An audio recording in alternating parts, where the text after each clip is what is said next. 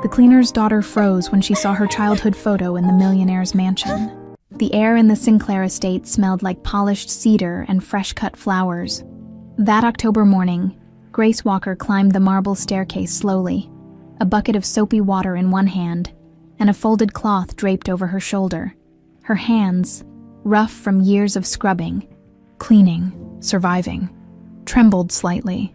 It wasn't the first time she'd cleaned this sprawling mansion on the outskirts of Santa Barbara, but something about today felt different, off, like the house itself was holding its breath. She pushed open the heavy oak door to Mr. Richard Sinclair's private study, a room that always made her feel small, dark mahogany walls, leather-bound books stacked floor to ceiling, diplomas and awards gleaming in their golden frames. This was the kind of room that reminded you exactly where you stood in the world. Grace began dusting the picture frames lining the walls. There were photos of elegant parties, trips to Europe, strangers in expensive clothes smiling under wide-brimmed hats, people who'd never worried about rent, people who'd never skipped meals to make bills. Then her eyes stopped. Tucked between a framed degree from Stanford and some fancy business award was a small photograph, faded and yellowed with age. It showed a little girl, maybe 5 years old, sitting on a wooden swing. Her black hair was pulled into 2 uneven braids. She wore a floral dress with patches on the knees. The girl was squinting at the camera, grinning despite the bright sun in her eyes. Grace's breath caught in her throat. She knew that dress. She knew that swing. She knew that smile. It was her. The cloth slipped from her fingers and hit the floor with a soft thud.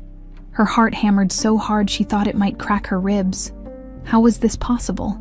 Why did this man, this stranger she barely knew beyond good morning and have a nice day, have a picture of her childhood, a childhood she'd spent years trying to forget? "Miss Walker," the voice came from behind her, deep and careful. Grace spun around, nearly knocking over the bucket. Richard Sinclair stood in the doorway, impeccable as always in his gray suit, a steaming cup of coffee in his hand. He was 60, maybe a bit older, with silver hair and tired eyes that always seemed to be looking at something far away. Right now, those eyes were looking at her with concern, and something else, something that made her stomach twist. Recognition. "Are you all right?" he asked. Stepping into the room, "You look like you've seen a ghost." Grace opened her mouth, but no words came out. She pointed at the photograph with a shaking hand. "That picture," she finally managed, her voice barely above a whisper.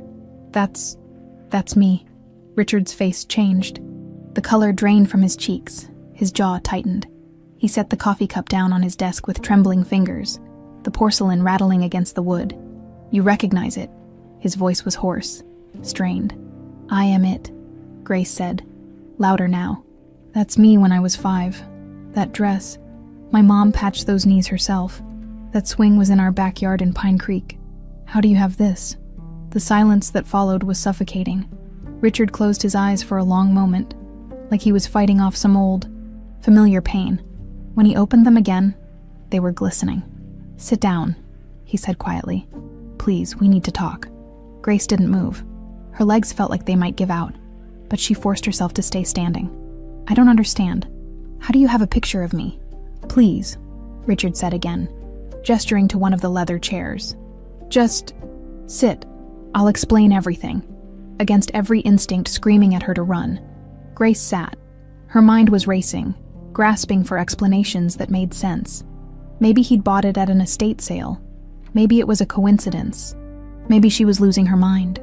Richard moved to the window, staring out at the perfectly manicured gardens. He was quiet for so long Grace thought he might have forgotten she was there. 30 years ago, he finally began, his voice thick with something Grace couldn't quite name. "I was a young man working construction, building highways, mostly. I traveled a lot. One summer, I was working on a project in New Mexico, near Taos County." Grace's chest tightened. "That's where she grew up. I met a woman," Richard continued.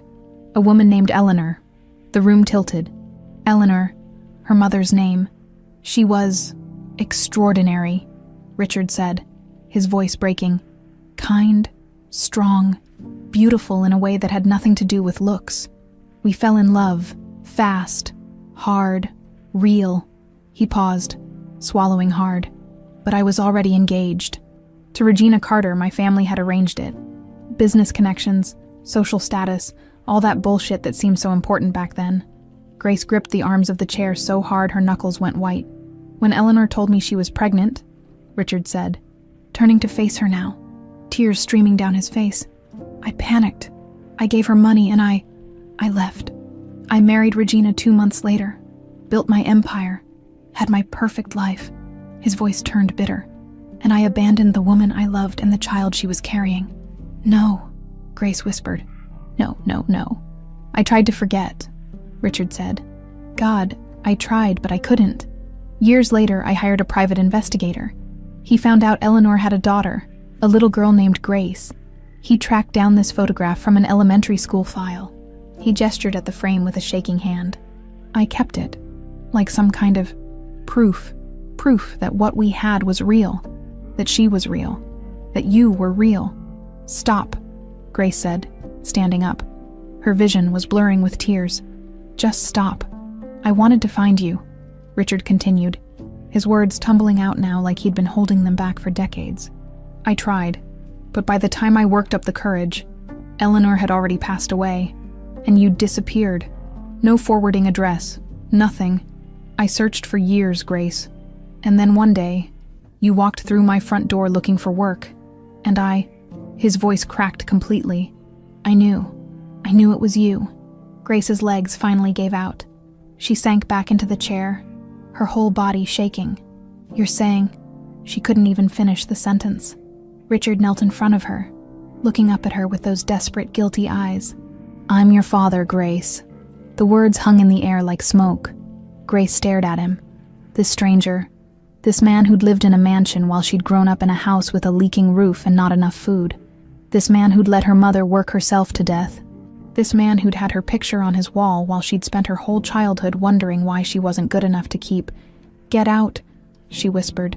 Grace, get out, she screamed, standing up so fast the chair toppled backward. You don't get to do this. You don't get to show up now and she couldn't breathe, couldn't think. My mother died when I was 17. She died broke. She died alone. And you had my picture, you knew. I'm so sorry, Richard sobbed. Grace, but she was already running. Out of the study, down the marble stairs, through the front doors and into the bright California morning. She didn't stop running until her lungs burned and her legs screamed and she collapsed on a park bench 3 miles away. Only then did she let herself fall apart. Only then did the weight of it all crash down. She'd spent 32 years believing she wasn't wanted, that her father hadn't cared enough to stay. But he'd known where she was. He'd watched her suffer from his mansion on the hill. And somehow, that was so much worse. Grace didn't go back to the Sinclair estate for 3 days. She called in sick, her voice shaky enough that her supervisor didn't ask questions. She spent those 72 hours in her cramped studio apartment, staring at the water-stained ceiling, trying to make sense of a world that had tilted completely off its axis. Richard Sinclair was her father, the man whose toilets she'd scrubbed, whose floors she'd mopped, whose silver she'd polished while he sat in his leather chair, reading the Wall Street Journal like he didn't have a care in the world. He'd known who she was the whole time. Grace pulled her mother's old photo album from the closet, one of the few things she'd kept after Eleanor died. She flipped through the worn pages with trembling hands. There she was, 5 years old in that patched floral dress, 7 years old missing her front teeth, 10 years old, skinny as a rail because Mom had given her the bigger portion at dinner again.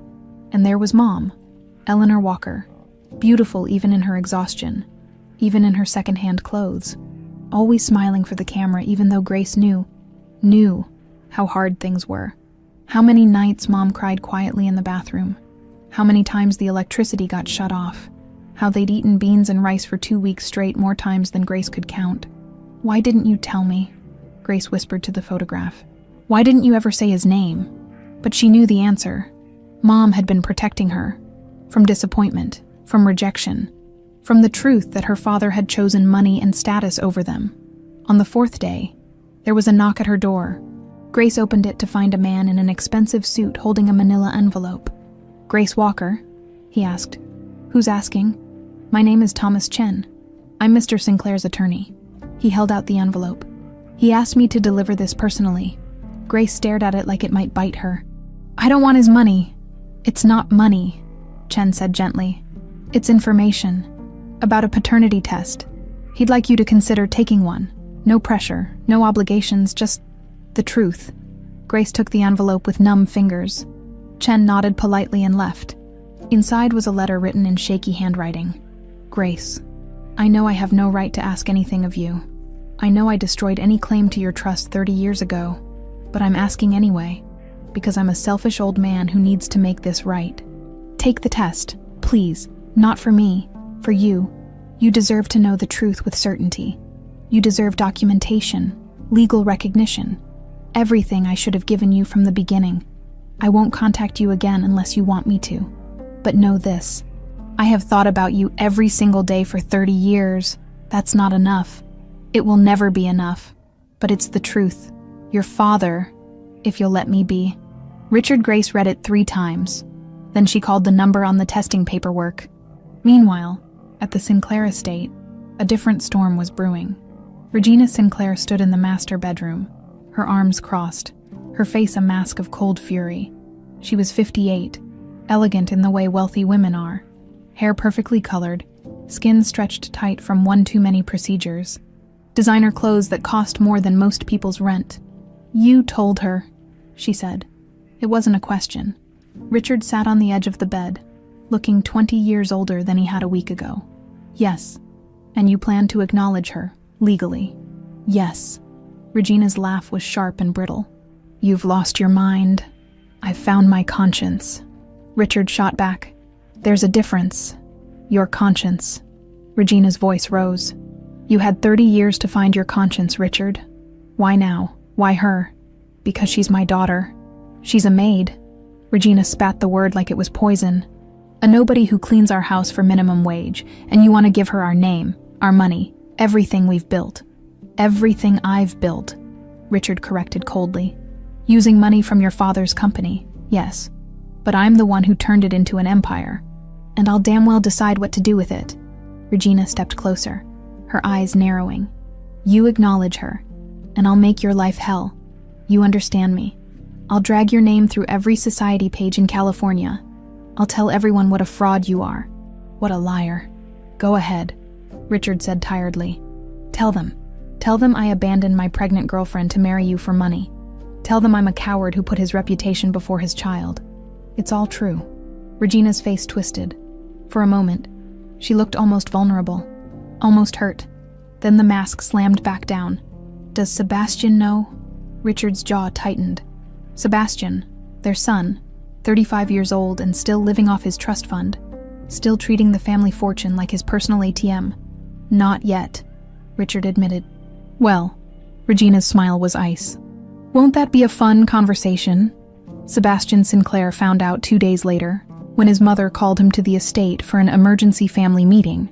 He arrived in his Mercedes, wearing sunglasses that cost more than Grace's monthly rent. Already annoyed at being summoned, Sebastian was tall, handsome in a bland way, with his mother's cold eyes and his father's chin. He'd never worked a real day in his life and saw no reason to start. "This better be important," he said, dropping into a chair in the sitting room. "I had lunch plans." Regina poured herself a bourbon at 11 in the morning and turned to face him. "Your father has a daughter," she said flatly. Sebastian blinked. "What?" "A bastard child from 30 years ago, a housemaid named Grace Walker. He's planning to acknowledge her, legally, which means she'll have a claim to the inheritance." The color drained from Sebastian's face. "He can't do that." "He can, and he will." Regina took a long drink. "Unless we stop him." "Stop him how?" Regina's smile was sharp. "However we need to." Sebastian stood up, pacing now, his mind racing. The Sinclair fortune was worth somewhere north of $50 million. Properties, investments, the construction company, everything. He'd been counting on that money his entire life, had planned his future around it, and now some random woman was going to waltz in and take half of it. "Where is she?" Sebastian asked. "She has an apartment downtown, near Spring Street. Have you met her?" "Not yet." Regina swirled her bourbon. But I will. We need to know what we're dealing with. Is she smart? Stupid? Greedy? Naive? She looked at her son. We need to find her weakness, and then we exploit it. Sebastian nodded slowly. His mind was already working, calculating. What if she's not here for the money? What if she genuinely just wants to know her father? Regina laughed. Everyone wants the money, darling. They just pretend they don't until they get it. She finished her drink. Your father is having a DNA test done. Once the results come back, he's going to make his announcement. We have maybe 2 weeks to handle this. Handle it, Sebastian repeated. The words tasted dangerous in his mouth. Exciting. Whatever it takes, Regina said. This family has worked too hard to let some nobody destroy everything we've built. Grace got the DNA results a week later. She sat in the sterile waiting room of the testing facility, her leg bouncing nervously, her hands clammy. A nurse called her name. Grace followed her into a small office where Thomas Chen, Richard's attorney, was already waiting. The results are conclusive, Chen said gently, sliding a document across the desk. Probability of paternity, 99.9%. Grace stared at the numbers, black and white, irrefutable, scientific proof of what she'd already known in her gut. Richard Sinclair was her father. What happens now? She asked, her voice barely above a whisper. That's up to you, Chen said. Mr. Sinclair would like to recognize you legally, add you to the family registry, include you in his estate planning, but only if you agree. And if I don't, then nothing changes. You go back to your life. He goes back to his. The secret stays buried. Grace looked down at her hands, still rough, still calloused from years of work. She thought about her mother, about the life they'd lived, about the man who'd had everything while they'd had nothing. I need time, she said. Chen nodded. Take all the time you need, but Grace, he leaned forward. You should know, the Sinclair family isn't just wealth and status. It's also politics, drama, power struggles. If you step into that world, it won't be easy. Nothing in my life has been easy, Grace said quietly. Fair enough. Chen stood, offering his hand. My number's on that card if you need anything.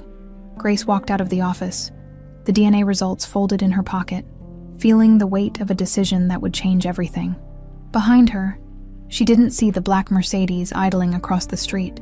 Didn't see Sebastian Sinclair watching her through tinted windows, his phone pressed to his ear. I found her, he said. And Mom, she doesn't look like much of a threat. Regina's voice crackled through the speaker. Don't underestimate her. Desperate people are always dangerous. Sebastian smiled. Then we'll just have to make sure she stays desperate. Grace made her decision on a Tuesday morning. She called Thomas Chen's office and told his secretary she was ready to move forward. 24 hours later, she was sitting in Richard's study again. This time not as his maid, but as his daughter. Richard looked older somehow, more fragile, like the weight of 3 decades had finally caught up to him all at once. But his eyes were clear, determined. Thank you for coming, he said quietly. I wasn't sure you would. I'm not doing this for you, Grace said, her voice steady. I'm doing it for my mom. She deserved better than being erased, and I deserve to know who I am. Richard nodded, swallowing hard. Fair enough. Chen laid out the paperwork on the desk, legal documents recognizing Grace as Richard's daughter, an amendment to his will, official registration with the state of California. Once you sign these, Chen explained, Grace becomes legally recognized as Grace Walker Sinclair. She'll have all the rights and privileges of a biological child, including inheritance. Richard picked up a pen, his hand trembling slightly. He signed his name across 3 different documents without hesitation. Then he slid them across to Grace. She stared at the blank signature lines. This was it. The moment everything changed. She thought about her mother, working herself to death while this man lived in luxury. She thought about the years of struggle, of wondering, of feeling incomplete. Then she picked up the pen and signed. It's done, Chen said, gathering the papers. I'll file these with the county clerk tomorrow morning. Richard stood, his eyes glistening. He extended his hand toward Grace. She looked at it for a long moment, then shook it, formal, distant. I know I can't make up for the past, Richard said, but I promise you, Grace, I'll spend whatever time I have left trying. We'll see, Grace said. She left without looking back. The news hit the Sinclair family like a bomb. Regina received the call from Thomas Chen as a professional courtesy. She listened in icy silence as he explained that the paperwork had been filed, that Grace was now legally recognized, and that Richard was in the process of modifying his will. She hung up without saying a word. Then she threw her phone across the bedroom, where it shattered against the wall. Sebastian found her an hour later, pacing like a caged animal, her usually perfect hair disheveled, mascara smudged under her eyes. He did it, she said. He actually did it. He signed the papers. She's in the will. Sebastian felt his stomach drop. How much? Thomas wouldn't say, but knowing your father's newfound conscience. Regina's laugh was bitter. Probably half, maybe more. Jesus Christ. Sebastian ran his hands through his hair. We have to fight this. We can challenge it legally, right? Undue influence, mental incompetence. On what grounds? Regina snapped. He's completely sound. The DNA test is legitimate. She didn't manipulate him. He sought her out. We have nothing. Then what do we do? Regina stopped pacing. Her eyes were cold, calculating. We make her leave on her own. How? We make her life unbearable. We destroy her reputation. We make her understand that she'll never be accepted in this family, in this world. We make her realize that the money isn't worth the price she'll have to pay. Sebastian nodded slowly. I know some people, reporters, we could leak a story, make her look like a gold digger.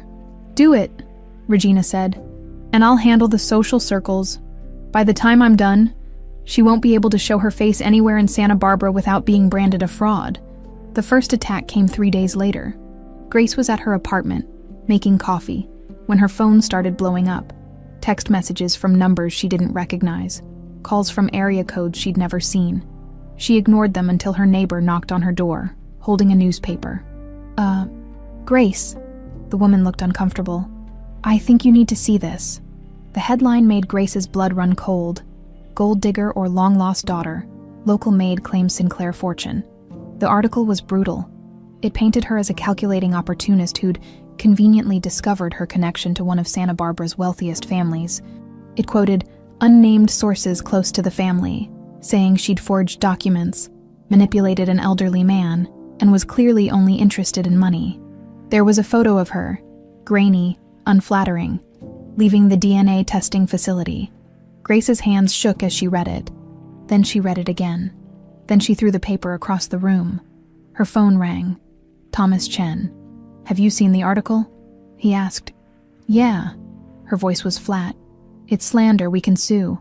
I've already contacted. Don't, Grace interrupted. That's what they want. They want me to fight back, to look defensive, to prove I'm the monster they're making me out to be. Then what do you want to do? Grace looked at her reflection in the window. Tired, broke, but not broken. Not yet. I want to meet them, she said. Regina and Sebastian, face to face. Richard arranged the meeting for that evening. Grace arrived at the Sinclair estate at 6 o'clock, wearing the best clothes she owned. A simple black dress her mother had bought her for a job interview years ago. She felt underdressed the moment she walked through the door. Regina and Sebastian were waiting in the formal dining room, sitting on opposite sides of a table that could seat 20. Regina wore pearls and a cream-colored suit. Sebastian wore a smirk. Richard sat at the head of the table, looking like a man facing a firing squad. Grace, he said, standing. Thank you for coming. I thought it was time everyone met properly. How civilized, Regina said coolly. She looked Grace up and down like she was inspecting a stain on the carpet. Do sit down, Miss Walker, or is it Miss Sinclair now? I can never keep track of these things. Grace sat, keeping her spine straight, her face neutral. It's Grace. Grace, Regina smiled, but it didn't reach her eyes. Let's dispense with the pleasantries. Shall we? You're here because you want money. My husband, for reasons I'll never understand, is willing to give it to you. So let's talk numbers. How much will it take for you to disappear? Mom, Richard started. Shut up, Richard, Regina snapped. This is business, she turned back to Grace. 1 million. 2, name your price. Grace felt the anger rising in her chest, hot and dangerous. "I don't want your money." Sebastian laughed. "Oh, please, everyone wants the money. Stop pretending to be noble." "I'm not pretending," Grace said, her voice hard. "I want recognition. I want my mother's name cleared. I want to know who I am. Money's just a bonus." "How very noble," Sebastian drawled. "Except you signed the inheritance papers, didn't you? So clearly you're not completely uninterested in the fortune." "Sebastian, that's enough," Richard said. "No, Dad, it's not enough." Sebastian leaned forward, his handsome face twisted with contempt. "This woman shows up out of nowhere, claiming to be your daughter." "She is my daughter," Richard said firmly. "The DNA proves it. DNA can be faked," Regina said smoothly. "It wasn't faked," Richard's voice rose. "I was there. I watched them take the samples. The results are legitimate. Or you've been manipulated into believing they are." Regina stood, moving to the bar to pour herself a drink. "You're getting old." Richard, sentimental, guilty, and she gestured at Grace with her glass, "is taking advantage of that." Grace stood up, her chair scraping against the hardwood. "I don't have to listen to this." "Yes, you do," Regina said, turning to face her. "Because this is your reality now. You want to be part of this family. Then welcome to it. This is what we do. We fight. We protect what's ours, and make no mistake. You are not one of us. You never will be." "That's fine by me," Grace shot back. "I don't want to be anything like you." Regina's eyes flashed. "You think you're better than us? You, with your thrift store dress and your calloused hands? You're nothing but a poor girl playing dress-up in a world you don't belong in." "Regina," Richard's fist hit the table. "Enough." But Grace was already walking toward the door. "Run away," Sebastian called after her. "That's what people like you do, right? When things get hard." Grace stopped, turned, looked at both of them with something like pity. "My mother worked 3 jobs to keep a roof over my head," she said quietly. "She died at 42 because she couldn't afford her medication. I've been taking care of myself since I was 17. So yeah, I know hard, and nothing you do will ever be harder than that." She walked out, slamming the door behind her. She made it 2 blocks before the car pulled up beside her. A black SUV with tinted windows. It slowed to match her pace, and Grace's heart started racing. She walked faster. The SUV kept up. Then the back door opened. 2 men stepped out. Big, broad, wearing suits that didn't quite hide what they really were. "Miss Walker," one of them said. "We need to talk." "I don't know you," Grace said, backing away. "That's all right. We know you." The man smiled, but it wasn't friendly. "We're here to deliver a message." Before Grace could run, the second man grabbed her arm and shoved her against a brick wall. The impact knocked the wind out of her lungs. "This is your only warning," the first man said, his face inches from hers. "Walk away from the Sinclairs. Forget the money. Forget the old man. Disappear." "And if I don't?" Grace gasped. "Then next time. We won't be so polite." They released her and got back in the SUV. It sped away, leaving Grace trembling on the sidewalk. Her purse dumped on the ground. Her hands scraped raw. She stumbled home, locked every door, and sat in the dark for hours. She should leave, should pack her things and disappear like they wanted. But then she thought about her mother's face, about Richard's guilty eyes, about Regina's smug smile, and she realized something. She wasn't going anywhere. This was war now, and Grace Walker Sinclair didn't lose. The story went viral in 48 hours. By Thursday morning, Grace's face was plastered across every local news site and social media platform in Southern California. Sinclair scandal, heiress or hustler. The headline screamed. There were think pieces, hot takes, Twitter threads dissecting every aspect of her life. Someone had leaked her employment records. A decade of housekeeping jobs, sporadic work history, eviction notices from 3 years ago. They'd found her mother's death certificate and spun it into a sob story that Grace had weaponized to manipulate a guilty rich man. Sources close to the family were everywhere, painting her as calculating and cold. One article quoted an anonymous former co-worker, saying Grace had always talked about landing a rich man. Another claimed she'd researched the Sinclair family for months before applying for the housekeeping job. All of it was lies. Grace sat in her apartment, watching her life get torn apart in real time, and felt strangely numb. She'd expected the fight to be hard. She just hadn't expected it to be this public. Her phone buzzed. A text from an unknown number. "You had your chance to walk away. Now everyone will know what you really are." She blocked the number. 10 seconds later, another text came from a different one. "Gold-digging whore. Block." Another text. "Block."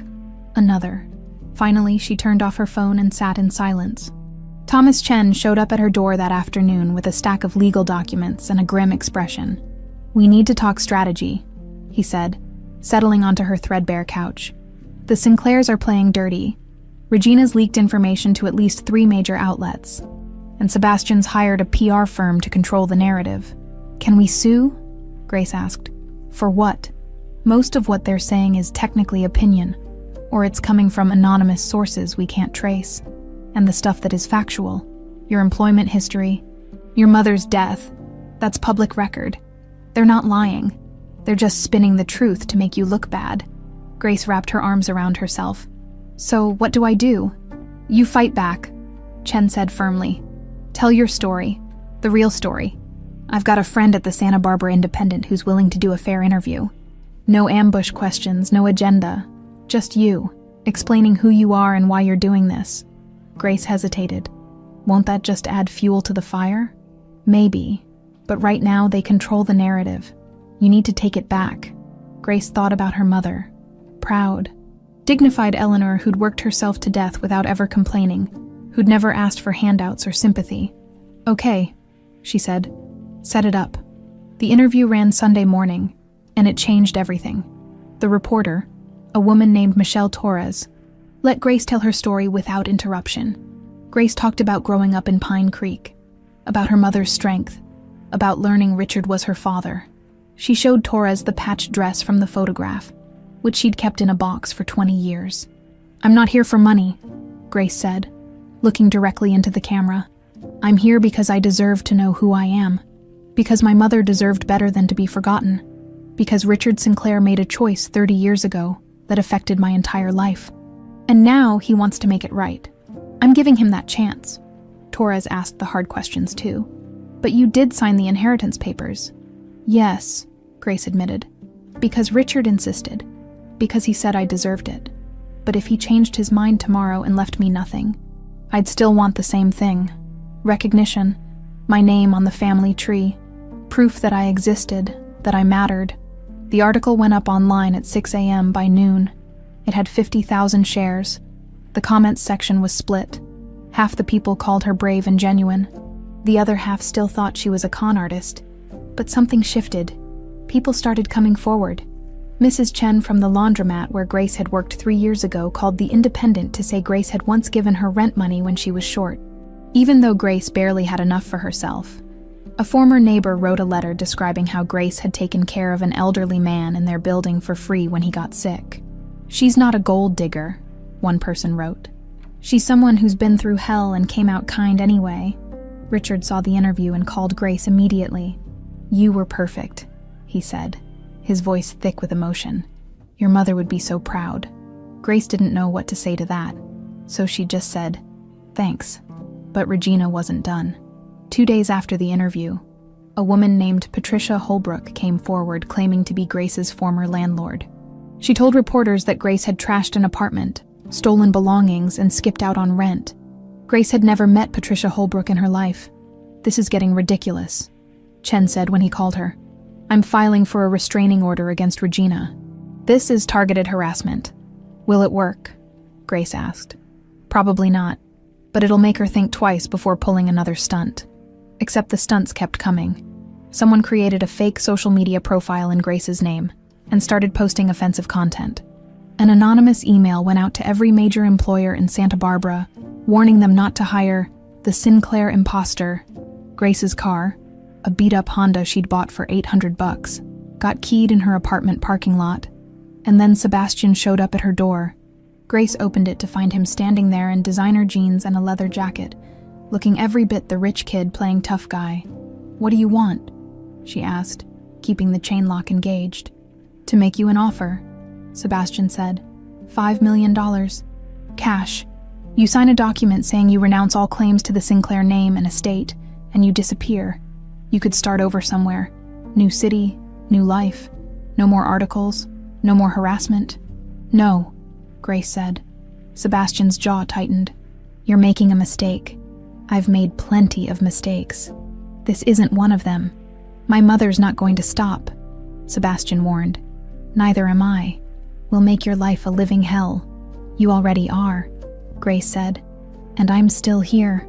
Sebastian leaned closer to the gap in the door. You think you're tough? You think you can handle this world? You can't. You're out of your league. Maybe, Grace said. But at least I'm not a coward hiding behind Mommy's money. Sebastian's face flushed red. For a second, Grace thought he might try to force the door open. Instead, he stepped back, straightening his jacket. You'll regret this, he said. Probably, Grace agreed. But I'll regret it with my name back. She closed the door and locked it, her heart pounding. That night, something unexpected happened. Grace got a call from Maria Santos, one of the other housekeepers at the Sinclair estate. They'd worked together for 6 months but had never been close. I saw your interview, Maria said, and I wanted to tell you something about Mrs. Sinclair. Grace sat up straighter. What about her? She's been calling all the staff, offering us money to say bad things about you. She offered me $2,000 to tell reporters you stole jewelry from the house. Grace's stomach turned. Did you take it? Hell no, Maria said fiercely. And neither did Carlos or Jenny or any of the others. We know you, Grace. You're good people. And what they're doing to you is wrong. Grace felt tears burning her eyes. Thank you, that means. Thank you. We got your back, Maria said. All of us. And tomorrow, we're all going to the Independent to tell them the truth. The next day, 5 members of the Sinclair household staff gave interviews defending Grace's character. They described her kindness, her work ethic, her integrity. One of them, an older man named Carlos who'd worked for the family for 20 years, looked directly into the camera and said, Mrs. Sinclair thinks money can buy anything, including lies, but some of us still have our dignity. Grace Walker is 10 times the person Regina Sinclair will ever be, the story exploded. Suddenly, the narrative wasn't about a gold digger trying to steal a fortune. It was about a wealthy family trying to silence and destroy someone who threatened their perfect image. Public opinion shifted hard. A Team Grace started trending on Twitter. People showed up at the Sinclair estate with signs supporting her. The Santa Barbara District Attorney's Office quietly opened an investigation into the assault Grace had reported. Richard called a press conference. He stood on the steps of his mansion, looking frail but determined, and said, Grace Walker is my daughter. The DNA proves it. My conscience confirms it. And I will not allow anyone, including members of my own family, to destroy her for telling the truth. She has shown more grace and dignity in these past weeks than I've shown in 30 years. I'm proud to call her my child. The reporters shouted questions, but Richard ignored them and walked back inside. That night, Grace sat in her apartment watching the news coverage, feeling something she hadn't felt in a long time. Hope. Maybe this wasn't over. Maybe the truth actually mattered. Maybe she could win. Richard invited Grace to dinner at the estate 2 weeks after his press conference. She almost said no. The mansion still felt like enemy territory. Every marble column and crystal chandelier a reminder of the world she'd never belonged to. But something in Richard's voice when he called, fragile, hopeful, made her agree. Just us, he promised. Regina moved out last week, took an apartment downtown. And Sebastian's, well, he's making himself scarce. So Grace drove up the winding driveway in her beat-up Honda, feeling like an imposter even now. Richard met her at the door himself. No staff, no formality. He was wearing jeans and a sweater, the most casual she'd ever seen him.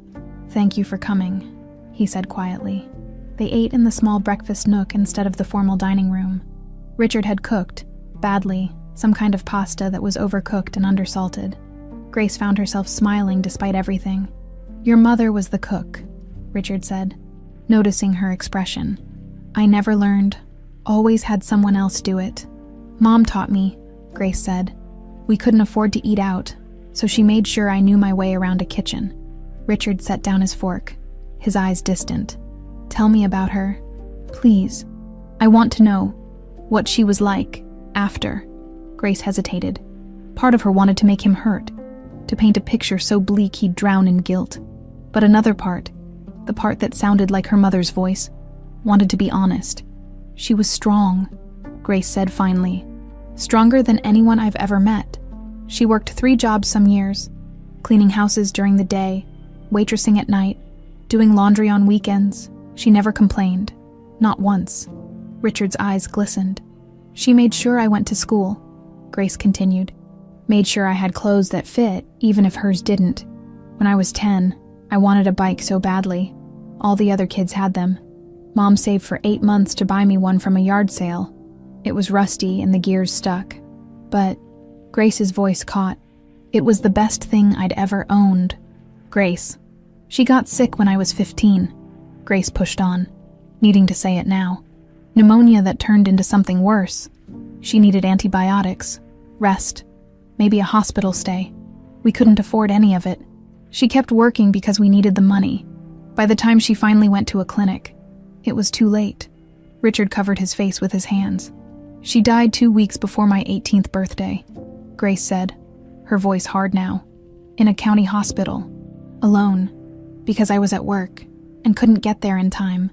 The funeral cost $3,000. I had to borrow money from a church to bury my own mother. I'm so sorry, Richard whispered. God, Grace. I'm so... You should be, Grace said. Because all of that, all of it, could have been prevented if you'd just done the right thing. If you'd just been there. The silence that followed was suffocating. Finally, Richard looked up, his face wet with tears. I can't change the past. I can't bring her back or give you the childhood you deserved. But I can tell you this. I looked for you. After I saw that photograph, I hired investigators. 3 different firms over the years. Grace felt something cold settle in her stomach. What? I found you when you were 12, Richard said, living in Pine Creek. The investigator sent me a report. Your school records, your address, everything. I even drove out there once, sat in my car outside your house for 2 hours, trying to work up the courage to knock on the door. Grace stood up so fast her chair tipped backward. You knew where we were. I was a coward, Richard said, standing too. I was afraid Eleanor would reject me, afraid you'd hate me, afraid Regina would find out and leave me, so I did nothing. I kept the photograph and I kept the reports, and I told myself that maybe one day, when you were older, when the timing was right. There's never a right time to abandon your kid, Grace shouted. You didn't just leave before I was born. You left me over and over again. Every year you didn't come. Every birthday you didn't call. Every time you chose your perfect life over us.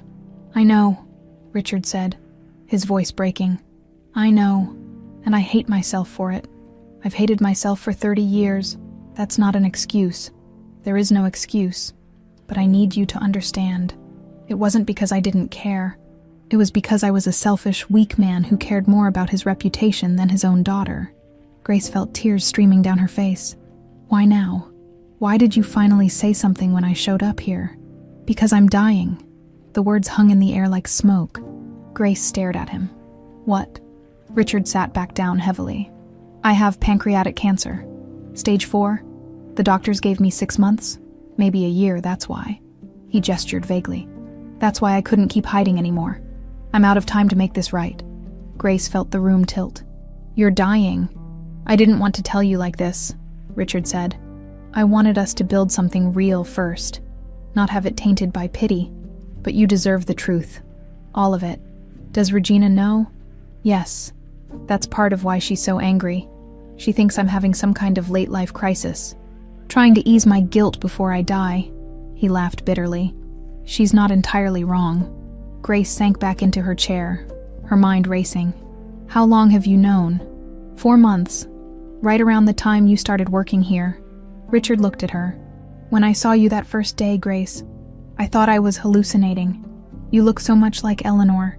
Same eyes, same way of moving. I ran a background check. I know, invasion of privacy. And the moment I saw your mother's name, I knew it was you. So all of this, the DNA test, the recognition, it's just deathbed guilt. No, Richard said firmly. It's long overdue justice. Whether I have 6 months or 6 years doesn't change what I owe you. It just means I finally ran out of excuses to keep being a coward. Grace didn't know what to feel. Anger, pity, both. I don't know if I can forgive you, she said finally. I don't expect you to, Richard replied. I just want the chance to try to be your father, however much time I have left. They talked for 3 more hours that night. Richard showed Grace photo albums from his youth, pictures of himself before the money, before the mansion, when he was just a kid from Sacramento with big dreams. He told her about meeting Eleanor at a diner, how she'd laughed at his terrible jokes, how they'd spent one perfect summer together before reality crashed in. I loved her, he said. That's not a justification. Loving someone doesn't excuse hurting them. But I need you to know it was real. What we had was real. Grace told him about her mother's last days, how Eleanor had made her promise to finish school, to build a better life, to never let bitterness make her cruel. She never said a bad word about you, Grace admitted. Even at the end, I asked her once why she wouldn't tell me your name, and she said, because everyone deserves to be remembered at their best. Richard broke down completely then, sobbing like a child, and Grace found herself reaching across the table to hold his hand. She didn't forgive him. Not yet. Maybe not ever. But in that moment, she saw him not as the villain of her story, but as a broken man who'd destroyed his own life along with hers. I'm setting up a foundation, Richard said when he'd composed himself, in Eleanor's name, for single mothers, kids without fathers, people who need help accessing health care.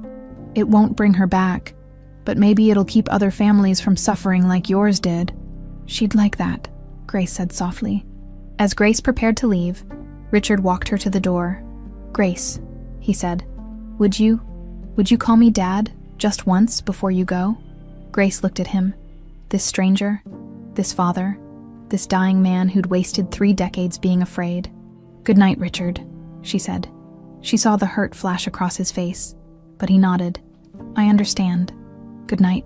Grace drove home with tears blurring her vision, pulling over twice because she couldn't see the road. She thought about forgiveness, about death, about all the time they'd lost and the precious little time they had left.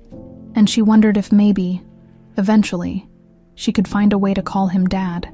3 days later, the betrayal came from an unexpected source. Grace was at a coffee shop when she saw it.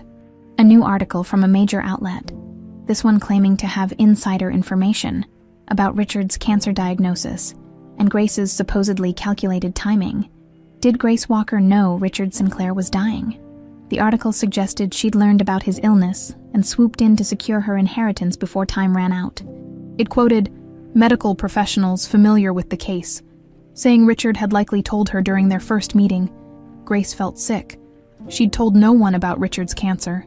Neither had he, which meant someone close to him had leaked it. Her phone rang. Thomas Chen. Did you see the article?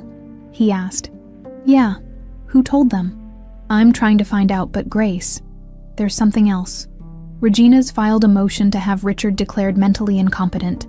She's arguing that the cancer diagnosis and his guilt over Eleanor have impaired his judgment. She wants to void the paternity recognition and your inheritance. Grace closed her eyes. Of course, Regina knew she was losing the public battle, so she'd changed tactics. Can she do that? Grace asked. She can try, Chen said grimly. And with Richard's health declining, she might have a case. We need to prepare for a fight. A big one. Grace hung up and sat in silence, watching people come and go from the coffee shop. Normal people living normal lives, unburdened by family wars and dying fathers and inheritances they never asked for. For a moment, she let herself imagine what life would be like if she just walked away, packed her car, drove to Oregon or Washington, started over somewhere quiet where no one knew her name. Then she remembered her mother's face, Richard's tears, the staff members who'd risked their jobs to defend her. She texted Chen, I'm not going anywhere. Let's fight. The preliminary hearing took place on a gray Tuesday morning in downtown Santa Barbara. Grace arrived at the courthouse in the same black dress she'd worn to meet Regina and Sebastian. Still her nicest outfit. Still not nice enough? Thomas Chen met her on the steps, briefcase in hand, looking grimmer than she'd ever seen him. Regina's lawyer is Marcus Holt, he said. He's ruthless, expensive, and very good at what he does. He's going to try to paint Richard as mentally unstable, and you as a predator who took advantage. Great, Grace muttered. Just stick to the truth, Chen advised. Don't let them rattle you.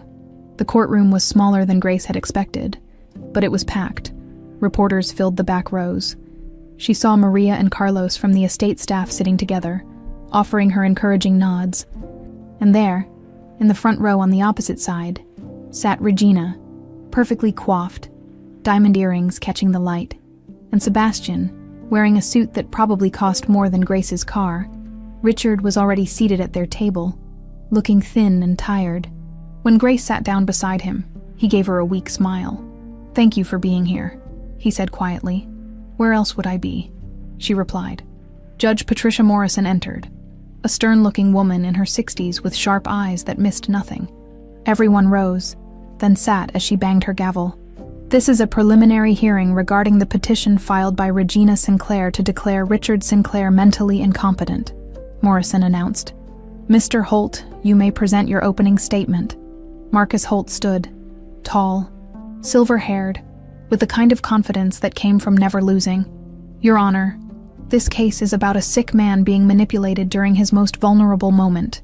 Richard Sinclair was diagnosed with terminal cancer 4 months ago. Since then, he's made increasingly erratic decisions, divorcing his wife of 30 years, disinheriting his son, and recognizing a stranger as his daughter based on a convenient DNA test. We will prove that his judgment has been severely compromised by his illness, pain medication, and the emotional manipulation of Miss Walker." Grace felt her jaw tighten. Chen squeezed her hand under the table. "Mr. Chen," Judge Morrison said. Chen stood.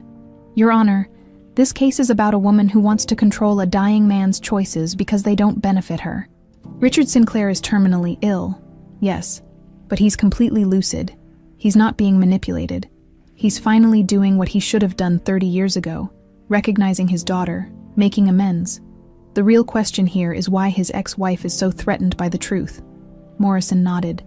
"Let's hear the evidence, Mr. Holt. Call your first witness." Holt smiled. "The petitioner calls Dr. Leonard Brennan." An older man in a suit took the stand. Richard's oncologist. Holt led him through Richard's diagnosis, the prognosis, the medications he was on. "Dr. Brennan," Holt said, "can you describe the cognitive side effects of the medications Mr. Sinclair is currently taking?" "Certainly, he's on a high dose of opioids for pain management. Common side effects include confusion, impaired judgment, and emotional instability. In your professional opinion, could these medications affect his ability to make sound financial and legal decisions?" "Potentially, yes." Chen jumped up. "Objection. Calls for speculation. Dr. Brennan hasn't performed any cognitive assessments on Mr. Sinclair." "Sustained," Morrison said. "Mr. Holt, stick to facts." Holt didn't seem bothered. "Dr. Brennan, have you observed any unusual behavior from Mr. Sinclair since his diagnosis?" "He's become more emotional," Brennan admitted. "More prone to tearfulness, nostalgia. That's not uncommon in terminal patients." "Thank you. No further questions." Chen approached for cross-examination. "Dr. Brennan, in your medical opinion, is Richard Sinclair mentally competent to make his own decisions?" Brennan hesitated. "I'm not a psychiatrist, but as his treating physician, you see him regularly. Has he ever appeared confused about his identity, his circumstances, or his choices?" "No," Brennan admitted. "Has he ever forgotten appointments or exhibited signs of dementia?" "No. So despite being emotional, which you said is normal for terminal patients, he's fundamentally sound of mind." "Yes, I would say so." "Thank you." Chen sat down, and Grace saw Regina's lawyer frown slightly. Next, Holt called a financial advisor who testified that Richard had made uncharacteristic donations to charities in Eleanor's name, millions of dollars. "Doesn't this suggest impaired judgment?" Holt asked. "It's certainly unusual," the advisor said carefully. Chen's cross was swift. Is charitable giving illegal? No, of course not. Is it uncommon for wealthy individuals to donate to causes they care about? No. Then there's nothing inherently suspicious about Mr. Sinclair choosing to give his own money to charity, is there? I suppose not. But the real blow came when Holt called Sebastian to the stand. Sebastian looked the part of the concerned son. Suit perfectly tailored, expression appropriately worried. He described his father's increasingly erratic behavior over the past months. He became obsessed with the past, Sebastian testified, constantly talking about regrets, mistakes. He started crying at dinner for no reason. He fired staff members who'd been with us for years.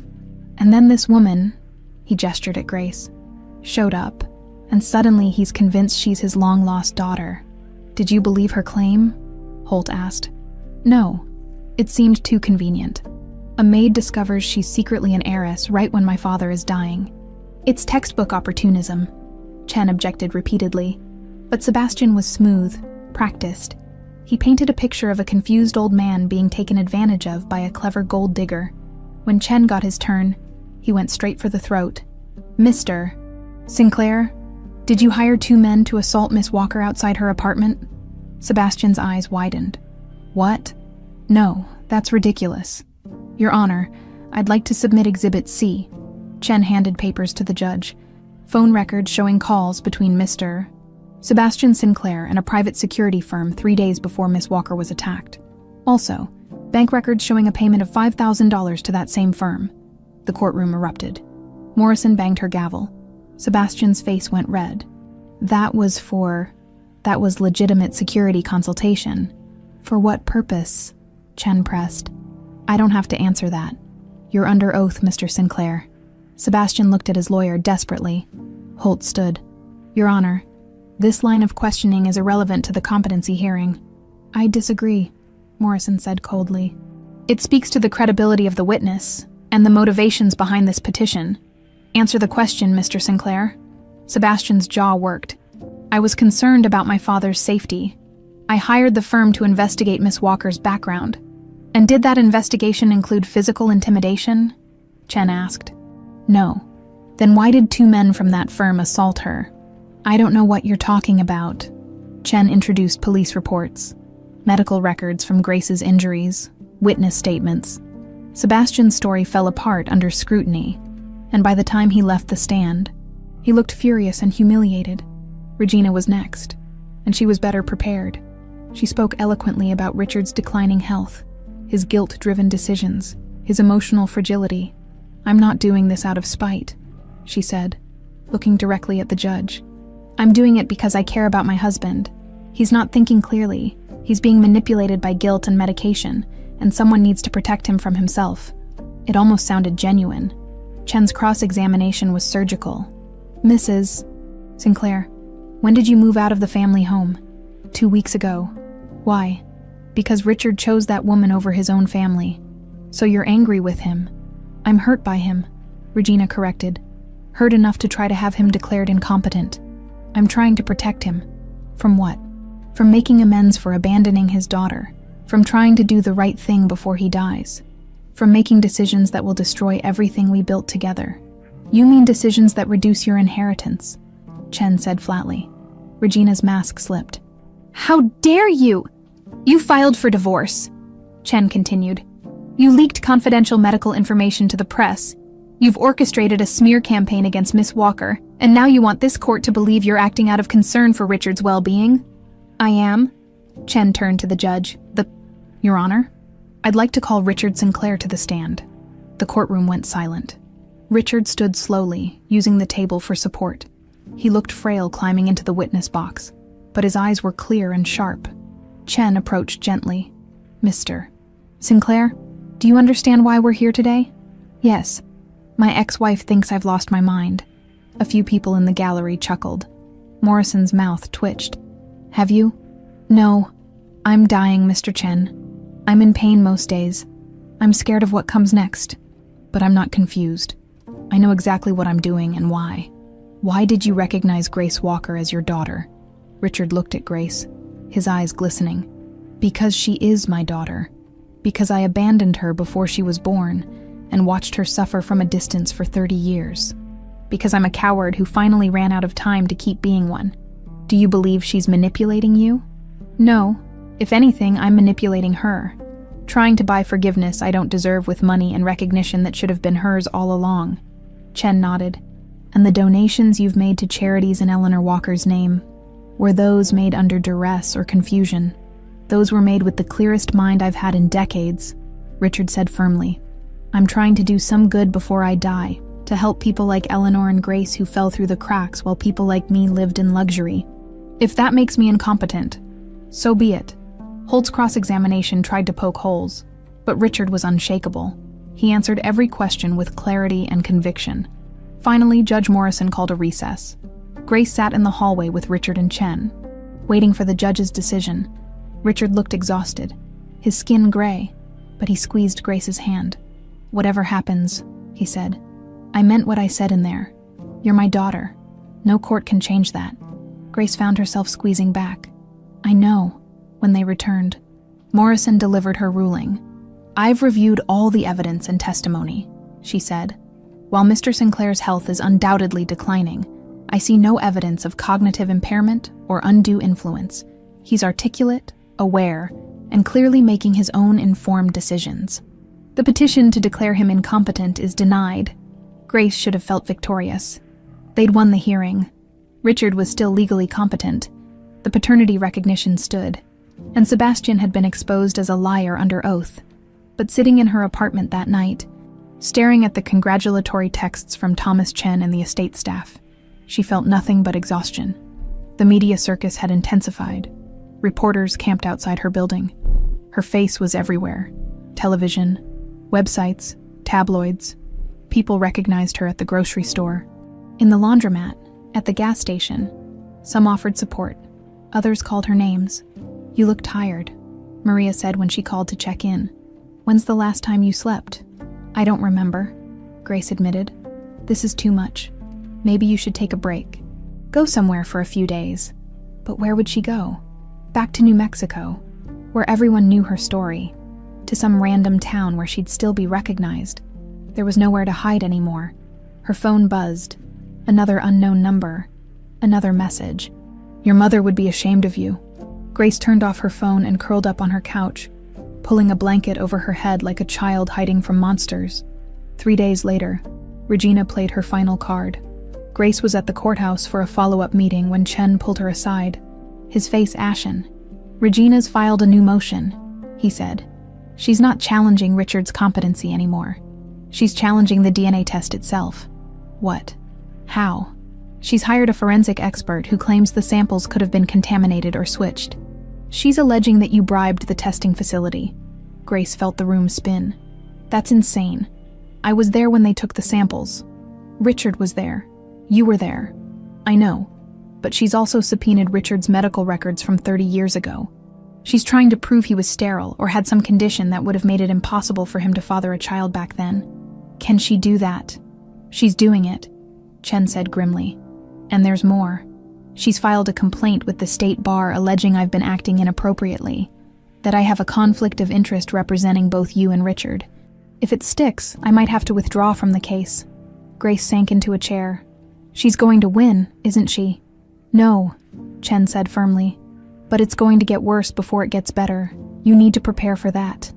That night, Grace had the nightmare for the first time. She was back in Pine Creek, in the small house with the leaking roof.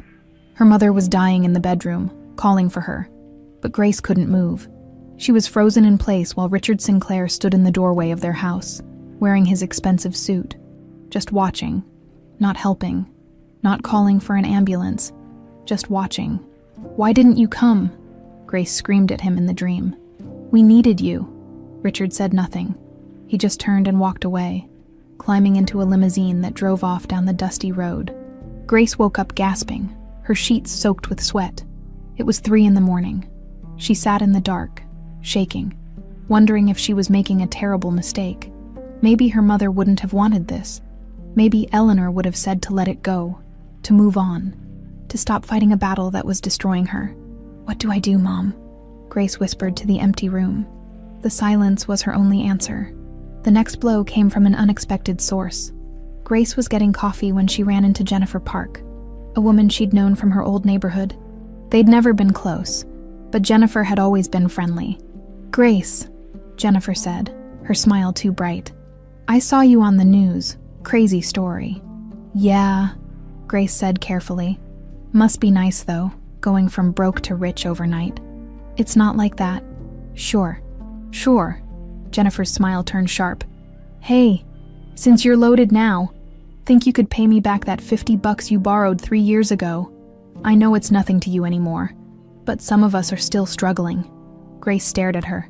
She'd borrowed money from Jennifer once, when her electricity was about to get shut off, and paid it back 2 weeks later. She had the bank receipt to prove it. "I paid you back," Grace said. "Did you?" Jennifer shrugged. "I don't remember that, but I'm sure a rich girl like you doesn't mind paying twice." "Right." She walked away, leaving Grace standing there, coffee forgotten, understanding dawning with sickening clarity. This was her life now. Everyone she'd ever known, every small kindness or mistake, would be re-examined and weaponized. Her past wasn't her own anymore. It was public property, up for debate, subject to reinterpretation by anyone with an agenda. Richard called that afternoon, his voice weak. "Can you come to the estate?" he asked. "I need to talk to you." Grace found him in his study, looking worse than she'd ever seen him. His skin was gray, his hands trembling. There was a hospital bed set up in the corner now. "The doctors say I have maybe 2 months, he said without preamble. 3 if I'm lucky. The cancer's progressing faster than they expected." Grace sat down heavily. 2 months. Not enough time. Not nearly enough. "Grace," Richard said, "I need to ask you something, and I need you to be honest. Do you regret this? Coming forward? Fighting for recognition? Has it been worth it?" Grace thought about the reporters, the threats, the nightmares, the way strangers looked at her now, some with sympathy, most with suspicion, the way her old life had been completely demolished, examined, and judged. "I don't know," she admitted. "Some days I think yes. Other days I wish I'd never seen that photograph." Richard nodded, unsurprised. "I've destroyed your peace, added years of pain to what I already took from you. You didn't force me to stay," Grace said. "I chose this. You shouldn't have had to choose," Richard replied. "You should have had a father from the beginning. Not this battlefield." They sat in silence for a moment. "Regina's not going to stop," Richard said finally. "Even after I'm gone, she'll keep fighting. She'll challenge the will, tie up the estate in court for years. And Sebastian," he shook his head, "he's getting desperate. Desperate people are dangerous." "I know. I'm going to do something," Richard said. "Something that might make this easier for you after I'm gone. But I need your permission first."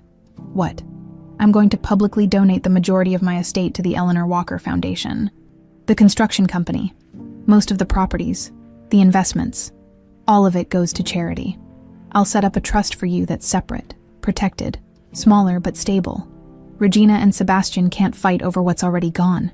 Grace felt tears burning her eyes. "You'd give it all away." "It was never really mine anyway," Richard said softly. "I built it on Eleanor's pain and your abandonment. Time to put it to better use." He looked at her intently. "But I need to know.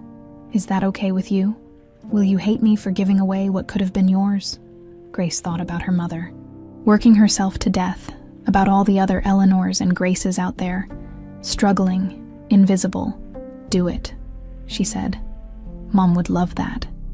Richard's face crumpled with relief. "Thank you, God, Grace. Thank you." But that night, alone in her apartment, Grace fell apart. She sat on her bathroom floor, back against the tub, and sobbed until her throat was raw. Everything hurt. Her body hurt from stress. Her heart hurt from grief. Her mind hurt from the constant pressure of public scrutiny. She pulled out her phone and opened her mother's voicemail, the only one she'd saved. It was from 5 years ago, Eleanor calling to wish her happy birthday. "Hey, sweetie. Just wanted to say I love you. I'm proud of you. You're stronger than you know. Keep going, baby girl. Keep going." Grace played it 3 times, her mother's voice washing over her like a benediction. "Keep going. But she was so tired of going, so tired of fighting. Her phone buzzed. A text from an unknown number. "They're right about you. You're nothing but a leech." Another? "Hope you die slow like your whore mother." Grace threw the phone across the room. Hearing it crack against the wall, she pulled her knees to her chest and rocked back and forth, wondering how much more she could take. The answer, she feared, was not much. The next morning, Grace called Thomas Chen. "I'm thinking about dropping everything," she said. Her voice was flat, emotionless. "Renouncing the inheritance, the recognition, all of it. I just want my life back." There was a long pause. "Grace, I understand. But think carefully before." "I have thought about it. I've thought about nothing else. And I can't do this anymore, Thomas, it's killing me." "Give it 24 hours, Chen urged. "Sleep on it. If you still feel this way tomorrow, we'll talk about your options. But don't make this decision when you're exhausted and hurting." Grace agreed. But she already knew. She was done. She spent the day packing her apartment. Not much to pack, really. A few boxes of clothes, her mother's photo album, some kitchen supplies. She could be gone by tomorrow. Drive to Oregon, maybe. Change her name. Start over somewhere nobody knew. Grace Walker Sinclair, as she was taping up a box. There was a knock at her door. She opened it to find an old woman standing there. Had to be 80, maybe older, with kind eyes and weathered hands. "You're Grace," the woman said. It wasn't a question. "Who are you?" "My name is Dorothy Martinez. I knew your mother. Worked with her at the diner in Taos County back in the day." She held out an envelope. "Eleanor gave me this before she died. Made me promise to give it to you if you ever found your father. Figured now was the time." Grace took the envelope with shaking hands. "Why didn't you give this to me before?" "You weren't ready before," Dorothy said simply. "But you are now." She patted Grace's hand. "Your mama was the strongest woman I ever knew. And you're just like her." Dorothy left before Grace could respond. Grace sat on her couch and opened the envelope. Inside was a letter in her mother's handwriting, dated 2 weeks before she died. Grace's hands trembled as she unfolded her mother's letter. The paper was yellowed, fragile, covered in Eleanor's careful handwriting, a little shaky from illness, but still unmistakably hers. "My dearest Grace, if you're reading this, it means you found him, your father. I always knew you would. Somehow. You were always too stubborn to let questions go unanswered. By now, you probably hate me a little for not telling you his name, for keeping that secret all these years. I hope you'll understand why. His name is Richard Sinclair. He was 28 when we met. Working construction on Highway 64. I was 24, waitressing at the diner, dreaming of something bigger than Pine Creek. We fell in love in the way young people do. Fast, reckless, certain it would last forever. But it couldn't. He was engaged to someone else. Someone from his world, the world of money and connections and plans made by families instead of hearts. I knew that from the beginning. I just didn't want to believe it. When I told him I was pregnant, I saw the fear in his eyes. Not fear of you, baby girl. Fear of losing everything he'd built, everything he'd promised other people. He gave me money and left, and I hated him for about a week.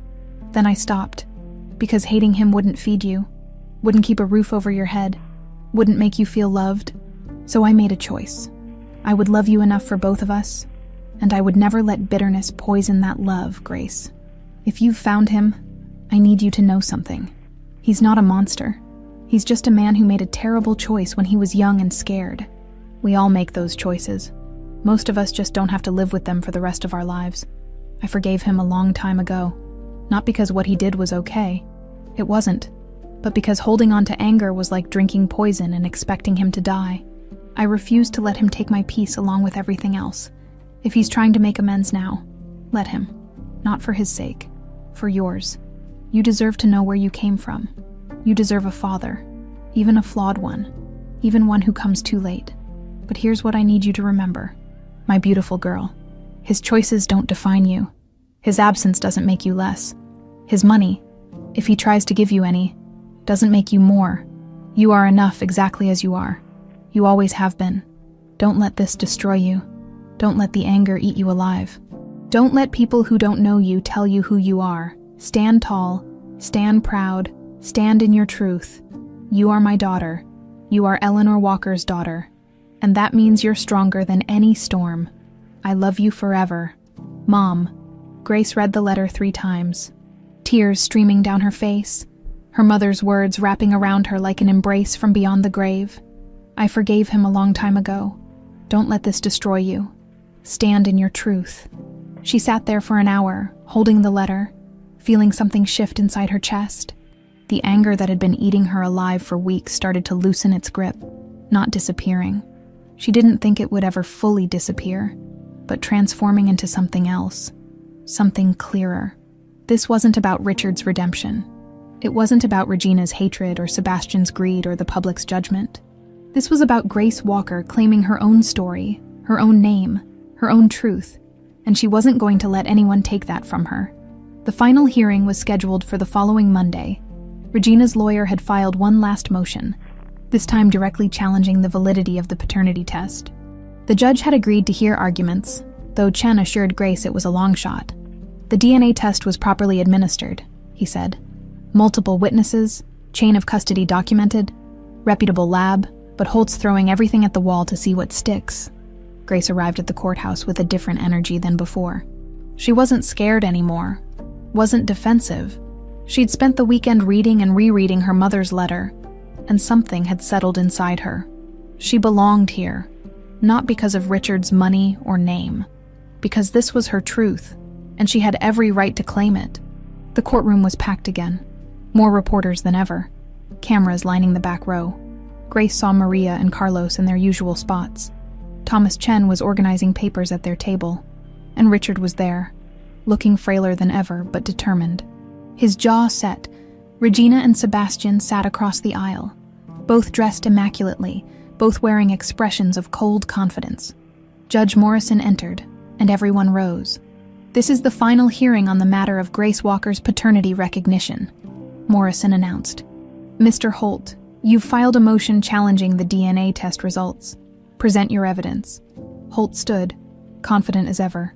Your Honor, we've hired Dr. Eugene Park, a forensic DNA specialist, to review the testing procedures.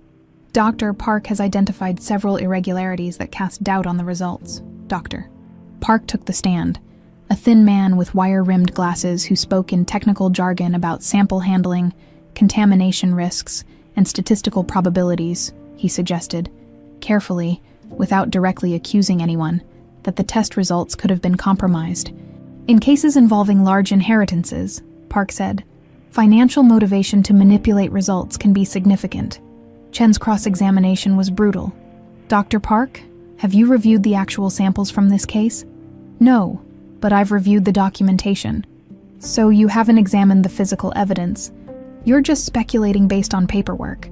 I'm offering my professional opinion on the procedures, which you didn't witness. Have you ever testified in a case where your professional opinion overturned DNA results that showed 99.9% probability?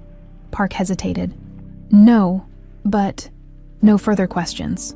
Holt then called a lab technician from a competing facility who testified that, in theory, samples could be switched or contaminated. But under Chen's questioning, he admitted he'd never heard of it actually happening at the lab that had processed Grace and Richard's tests. Regina took the stand next, looking poised and sympathetic. I just want the truth, she said. If Grace is truly Richard's daughter, I'll accept it. But I have to be certain we're not all being deceived by someone who's very clever and very desperate. Mrs. Sinclair, Chen said during cross-examination. You've spent months trying to discredit Miss Walker. You've leaked confidential information, filed multiple legal challenges, and orchestrated a public smear campaign. Does that sound like someone who wants the truth? I'm protecting my family by trying to destroy a woman whose only crime is being born. That's not... You said you'd accept her if she's truly Richard's daughter. Will you? Because if the judge rules in her favor today, will you stop fighting? Will you leave her alone? Regina's mask cracked. She doesn't deserve... That's what I thought, Chen said quietly. No further questions. Then it was Grace's turn. Chen had prepared her, but standing in that witness box, every eye in the courtroom on her, Grace felt her heart hammering. She took a breath, thinking of her mother's letter. Stand in your truth. Holt approached first, circling like a shark. Miss Walker, You claim you didn't know who Richard Sinclair was before you started working for him. Is that correct? Yes. But you grew up in New Mexico. Mr. Sinclair's construction company did extensive work in that area. Are you telling me you never heard his name? New Mexico's a big state. I was a kid. I didn't pay attention to business news. How convenient. Holt smiled coldly. And when you applied for the housekeeping position at the Sinclair estate, you had no idea who owned the home. The staffing agency sent me. I didn't ask questions. I needed the work. So it's all just an incredible coincidence. You, the alleged daughter, just happened to end up working in his house. Grace met his eyes steadily. Yes, that's exactly what happened. And if you'd grown up poor like I did, you'd know that sometimes life is full of coincidences. We don't get to choose where we end up. We just show up and do the work. Holt's jaw tightened. He changed tactics. You've been offered money to walk away from this case. Why didn't you take it? Because I'm not here for money. Then why are you here? Because I spent 32 years not knowing who I was. Because my mother died believing I'd never find my father. Because I deserve to have my name on my birth certificate. Because I deserve the truth. The truth, Holt scoffed. Or the inheritance. I've already renounced most of the inheritance, Grace said. Richard's donating the majority of his estate to charity in my mother's name. I don't want his money. I want recognition. I want dignity. I want to look in the mirror and know exactly who I am. The courtroom was silent. Holt tried a few more questions, but Grace didn't flinch. She'd found her center, and she wasn't going to be shaken. Finally, Richard took the stand. He looked directly at Judge Morrison. Your Honor, I want to make something absolutely clear. Grace didn't find me. I found her. I've known who she was for 30 years. I had her photograph. I had investigators tracking her. When she walked into my home, I recognized her immediately. The courtroom erupted in whispers. Even Holt looked surprised. I manipulated this situation, Richard continued. I kept her employed. I created opportunities to be near her. I was the one who initiated the DNA test. If anyone's guilty of scheming here, it's me. Not her. Mr. Sinclair, Holt started. I'm not finished, Richard said firmly. I've made a lot of mistakes in my life. Abandoning Eleanor and Grace is my biggest regret. But recognizing Grace now, that's not a mistake. That's the first right thing I've done in decades. And no one, not my ex-wife, not my son, not anyone in this courtroom, is going to take that away from her. She's my daughter. The DNA proves it. My conscience confirms it. And I will fight anyone who says otherwise until my last breath. He started coughing then. Hard and painful, a nurse approached with water. Morrison called a recess. In the hallway, Grace found Richard leaning against the wall, breathing hard. You didn't have to do that, she said quietly. Yes, I did, Richard replied. I needed them to understand. You're not the villain here. I am, and I'm trying to fix what I broke. Grace looked at him. This dying man who'd failed her so completely and was trying so desperately to make it right. Dad? She said. The word felt strange in her mouth, but not wrong. Richard's eyes filled with tears. You called me Dad, Grace repeated. You're my dad, and I forgive you. Richard broke down completely, and Grace held him while he sobbed. This powerful man who'd built an empire but couldn't build a relationship with his own daughter until it was almost too late. When they returned to the courtroom, Judge Morrison delivered her ruling.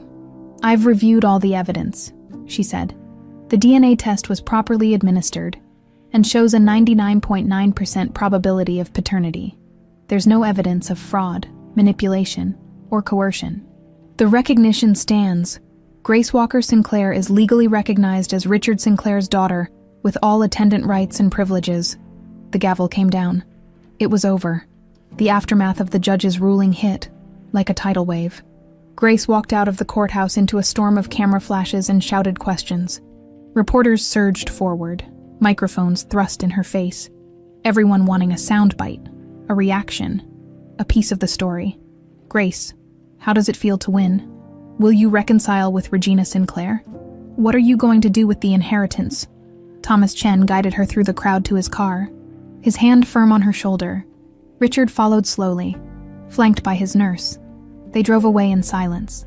Leaving the circus behind, Grace stared out the window at Santa Barbara passing by. The palm trees, the Spanish architecture, the ocean gleaming in the distance. It all looked the same, but everything had changed. "What happens now?" she asked. "Now," Chen said, "we deal with the fallout.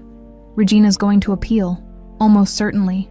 Sebastian's facing criminal charges for the assault, and Richard's estate planning needs to be finalized before." He trailed off delicately. "Before I die," Richard finished from the back seat. "You can say it, Thomas. We're all thinking it." Grace turned to look at him.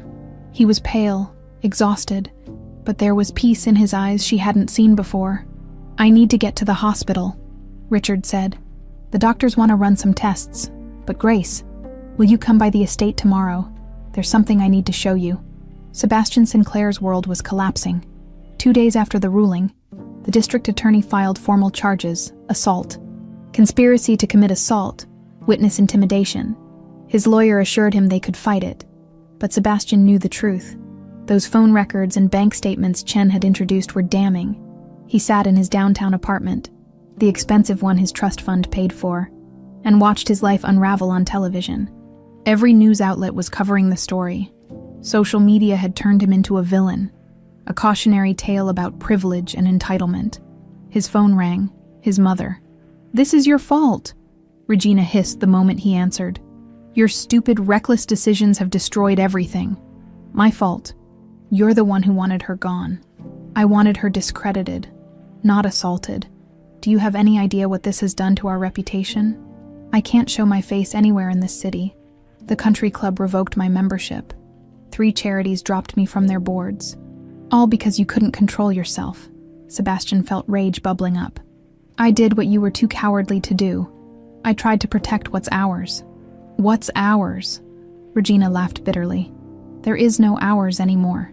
Your father's giving it all away. To charity, to her, we're getting nothing, Sebastian.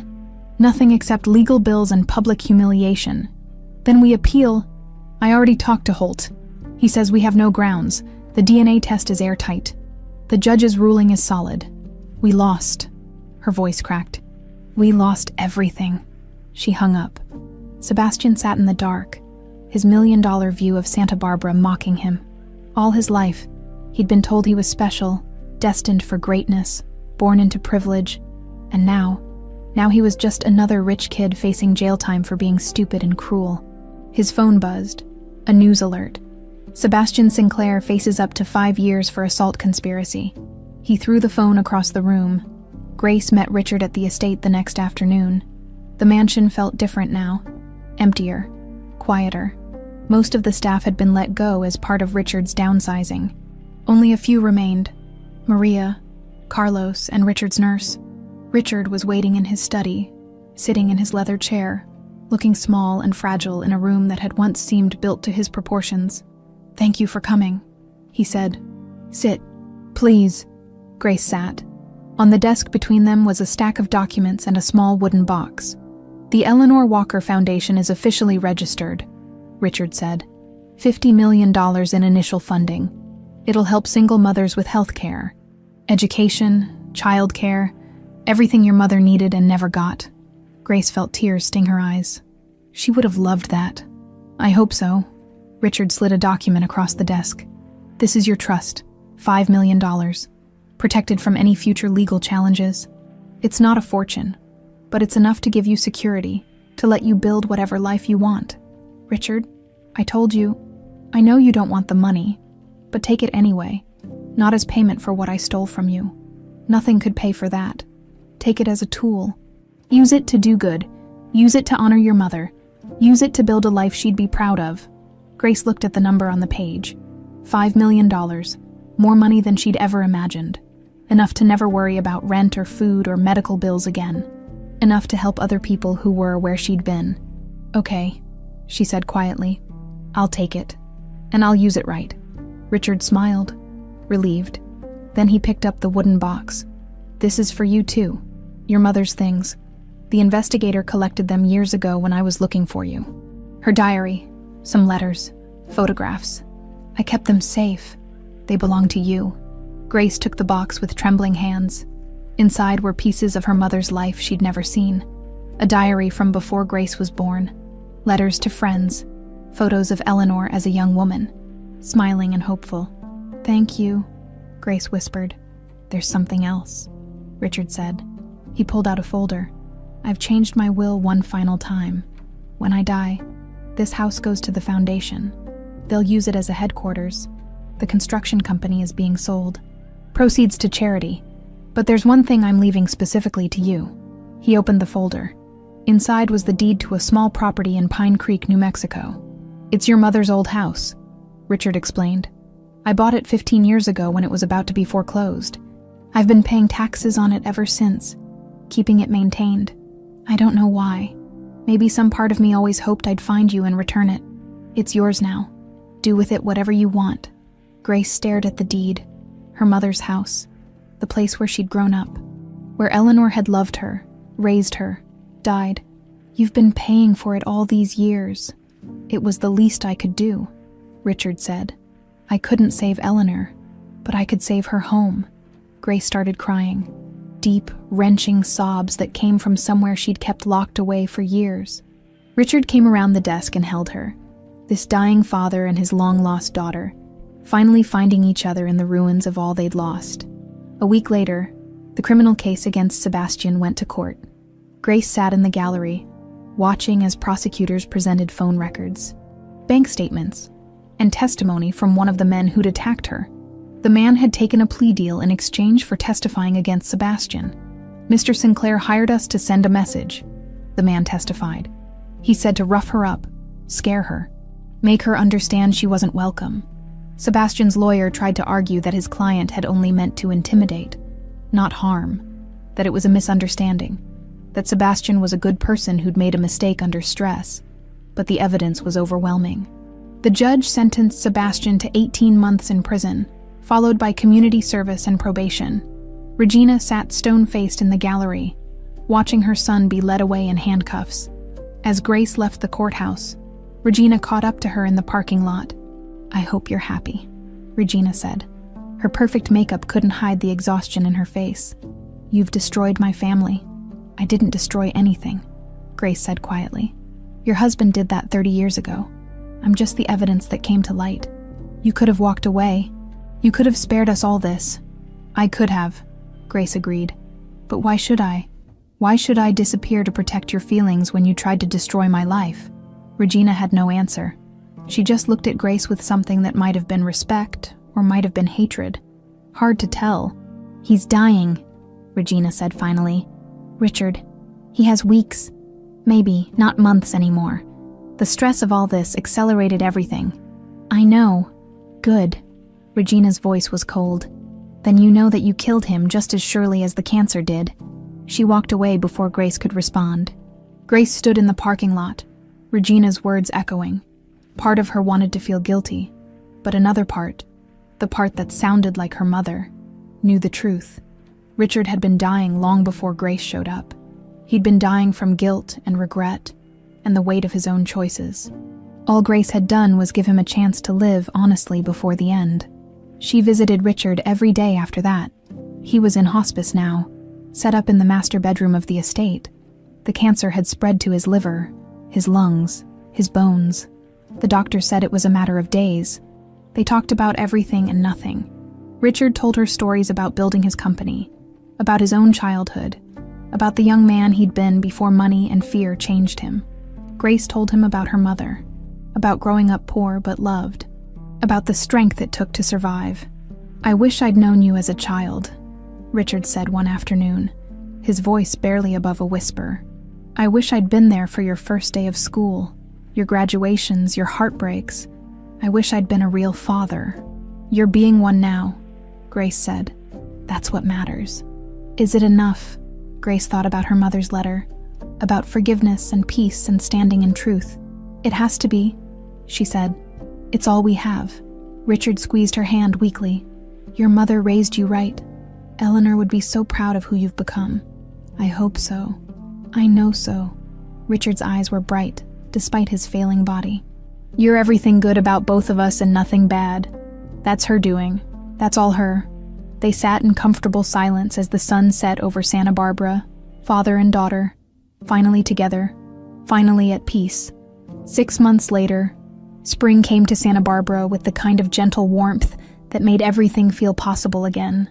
Grace stood in the gardens of what used to be the Sinclair estate, now officially the headquarters of the Eleanor Walker Foundation. Workers were installing a bronze plaque near the entrance, in memory of Eleanor Walker, 1963-1998. Her strength lives on. Richard had died 3 weeks after Sebastian's sentencing, peacefully in his sleep. With Grace holding his hand, the funeral had been small, private. Just Grace, Thomas Chen, Maria, Carlos, and a handful of Richard's old business associates who'd respected him despite everything. Regina hadn't come. Neither had Sebastian, who was still serving his sentence. But Grace hadn't felt alone. Standing at Richard's grave, she'd felt her mother's presence too. Eleanor and Richard, finally together in whatever came after, finally at peace. The contractors say the renovations will be done in 2 weeks, Maria said, walking up beside Grace. She'd taken a position as the foundation's operations manager, overseeing the conversion of the mansion into office space and meeting rooms. Mom would laugh if she could see this, Grace said. Her name on a $50 million foundation, in a mansion she used to clean. She'd be proud, Maria corrected gently. Proud of you for making something good come from all that pain. Grace smiled. She'd learned to accept compliments over the past months, learned to believe she deserved the good things that were finally coming her way. The foundation was already making a difference. They'd helped 43 single mothers with medical bills, funded childcare for 60 families, and established scholarships for kids from low-income backgrounds. Every person they helped was Eleanor and Grace's story rewritten, this time with a better ending. Are you ready for your trip? Maria asked. As ready as I'll ever be. Grace was going back to Pine Creek. She'd put it off for months, finding reasons to stay in California. Foundation work, legal paperwork, the simple fear of confronting her past. But Thomas Chen had finally pushed her. The house is yours, he'd said. You need to see it, decide what you want to do with it. So Grace packed a bag, got in her car, not the beat-up Honda anymore, but a modest used Subaru she'd bought with her trust money, and drove east. The journey took 2 days. Grace stayed in cheap motels, ate at diners, watched America unfold outside her window. Somewhere around the New Mexico border, she felt something loosen in her chest. She was going home, not to stay, but to say goodbye, to close the circle. Pine Creek looked exactly the same and completely different. The main street still had the same faded storefronts, the same dusty roads, the same mountains rising in the distance. But Grace wasn't the same person who'd left 10 years ago, desperate and grieving. She was someone new now, someone who'd fought for her name and won. The house sat at the end of a dirt road, just as Grace remembered. Small adobe walls cracked from age, the tin roof patched in places.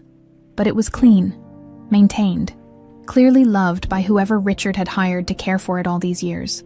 Grace sat in her car for 10 minutes before getting the courage to go inside. The door wasn't locked. She pushed it open and stepped into her childhood. Everything was there. The worn couch where she and her mother had watched TV, the kitchen table where they'd eaten dinner, the tiny bedroom they'd shared because they couldn't afford to heat 2 rooms in winter. It smelled like dust and memories. Grace walked through slowly, touching things. The wall where her mother had marked her height every birthday. The window she used to look out while daydreaming about a different life. The closet where Eleanor had kept that patched floral dress, in her mother's bedroom. Grace found something she hadn't expected. Boxes, dozens of them, stacked neatly against the wall. She opened the first one and gasped. Inside were letters, hundreds of them. Letters her mother had written but never sent. Letters to Richard. Grace sat on the floor and started reading. Dear Richard, Grace is 2 today. She said her first sentence.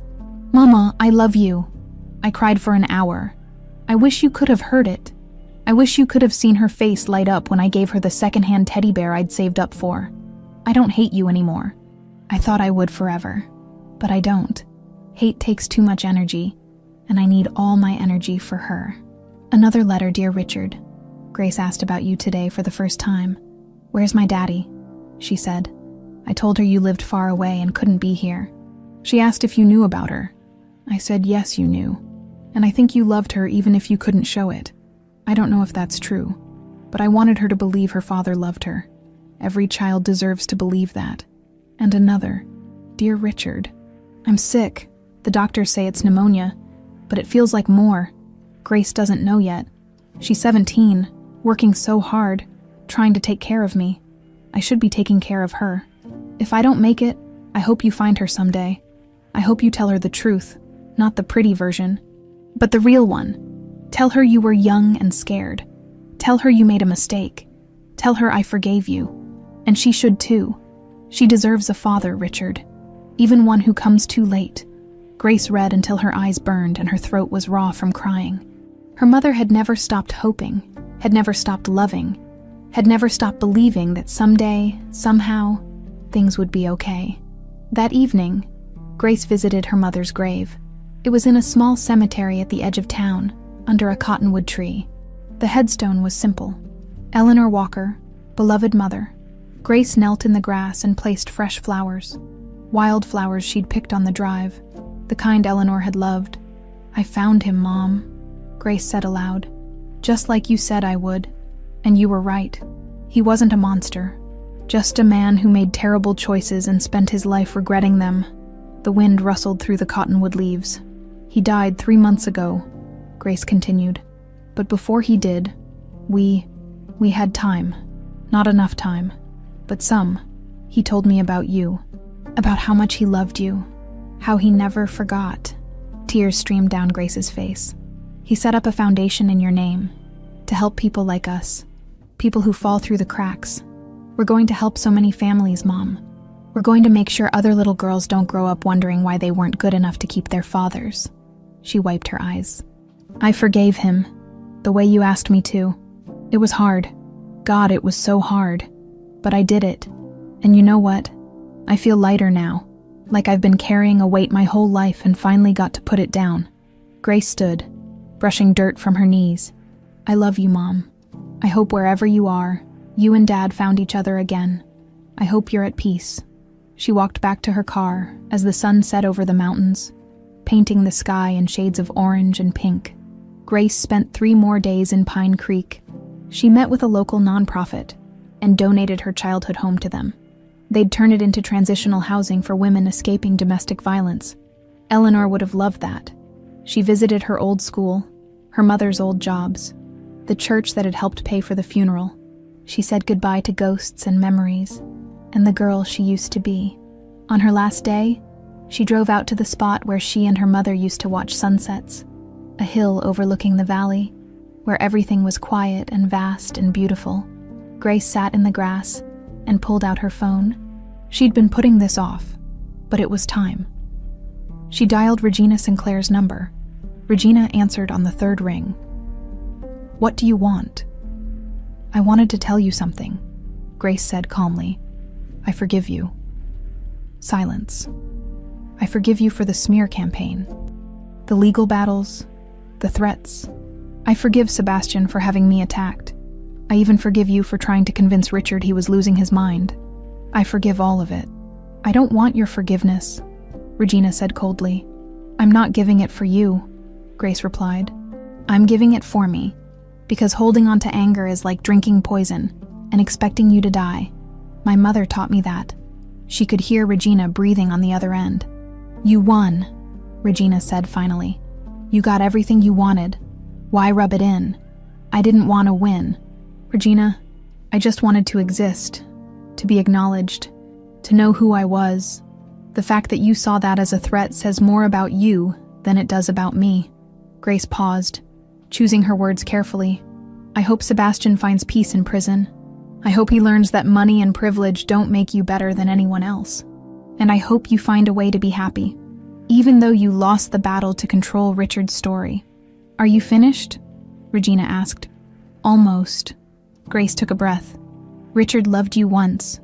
Maybe he even loved you at the end, in his way. But he loved my mother more. And he loved me most of all. Finally, at the very end, he loved me most. That's not a victory. It's just the truth. And the sooner you accept it, the sooner you can move on. She hung up before Regina could respond. Grace sat on that hill until the stars came out, feeling lighter than she had in months, years maybe, her whole life. She'd come to California looking for work. She'd found a father, lost him, found herself, and now she was ready for whatever came next. 3 months later, Grace stood in the main office of the Eleanor Walker Foundation, reviewing applications for their fall scholarship program. Maria was on the phone coordinating with healthcare providers. Carlos was in the conference room meeting with a family who needed emergency assistance. The foundation was thriving. They'd helped over 200 families in their first 6 months. The story had spread. Grace Walker Sinclair, the maid who became an heiress and gave it all away to help others. It was the kind of story people wanted to believe in. Grace's phone buzzed. A text from Thomas Chen. Lunch next week. Want to discuss expansion plans. She smiled and replied, absolutely. She was building something real now. Something that mattered. Something her mother would be proud of. Grace walked to the window and looked out at the gardens where she and Richard had walked that last day, when she'd finally called him Dad. We did it, Dad, she whispered. We made something good out of all that pain. And somewhere, in memory, in spirit, in the foundation that bore her name, Eleanor Walker smiled. Her daughter had found her way home, not to a place, but to herself, and that